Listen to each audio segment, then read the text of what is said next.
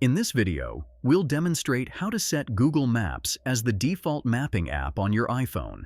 But before we dive in, I'd like to invite you to hit that like button if you're excited to learn about making Google Maps your default mapping app, and share your thoughts in the comments below. Your feedback helps us create better content for you. Let's get into the steps. By default, when you tap on an address in apps like Notes, it opens up in Apple Maps, not Google Maps, due to limitations set by Apple.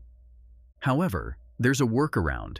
If you use Google Chrome as your web browser, you can navigate to locations on the internet. When you access an address through Chrome, it'll ask if you want to open it in Google Maps or Apple Maps, allowing you to use Google Maps for specific locations accessed through the Chrome browser. Unfortunately, as of now, there's no direct method to set Google Maps as the default mapping app for all actions across the iPhone system.